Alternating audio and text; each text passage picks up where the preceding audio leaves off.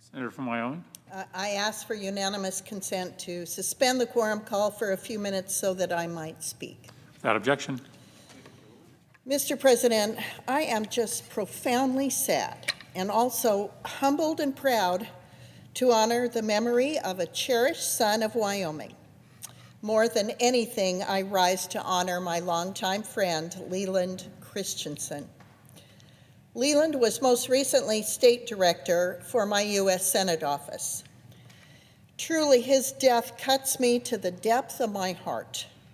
I have known Leland for decades, and there are few losses in my life that I have ever felt as deeply as this one.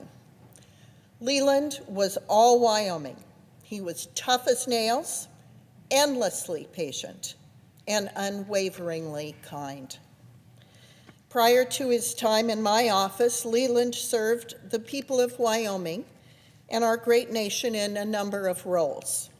He was formerly a member of the Wyoming National Guard, a sheriff, a county commissioner for Teton County, a state senator and chair of our state Senate's Judiciary Committee, a deputy director of the Wyoming Office of Homeland Security, and of course, most recently, state director for our U.S. Senate office.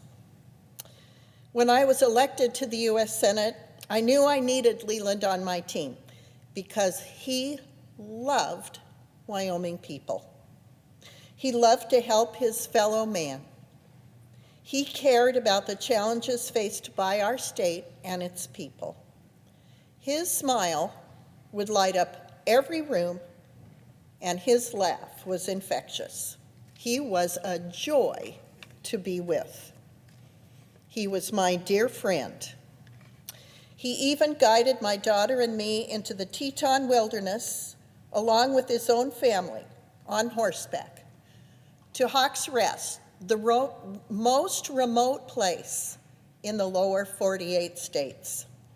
In tents, in the rain, fishing, with mules, panniers, packs.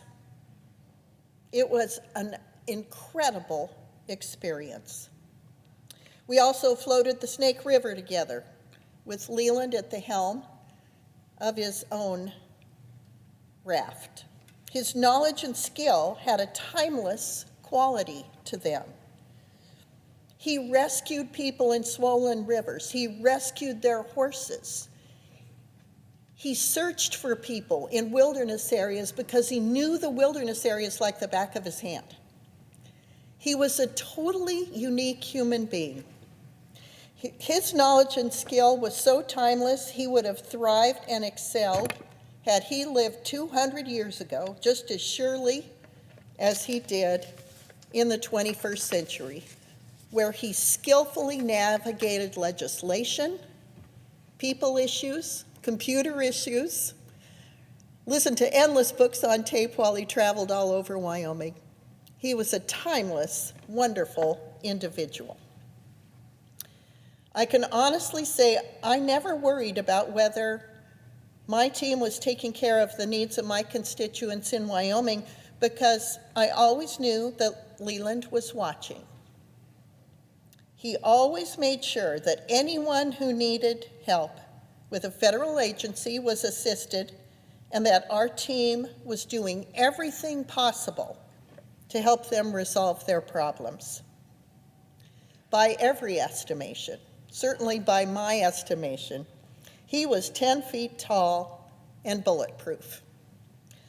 But in his own good time, God calls all his children home to be of service there. Leland was prepared for his service in heaven each and every day throughout his entire life of Wyoming.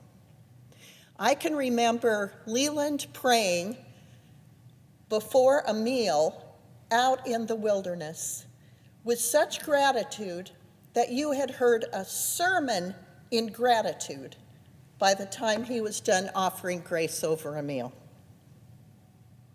I've talked a lot about Leland as a public servant and a friend, but he was first and foremost a loving and devoted father and husband.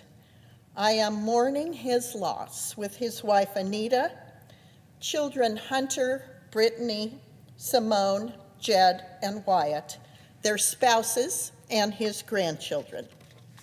My staff and I, many of whom are here today joining me in this Senate chamber, along with the entire Wyoming community, tens of thousands of which knew Leland and love Leland, and we are all praying for Leland's family. Words cannot truly convey the loss that we as a team feel since Leland passed away. I've worked with hundreds of colleagues, many of whom I've cared for very much, but rarely do I come across someone whose sincere humility, generosity, and selflessness come close to those of Leland Christensen. Every day spent with Leland was a better day. He was the definition of both civil servant and statesman. And on behalf of the people of Wyoming, I want to say thank you for his service to our state and our country. Mr. President, I yield back.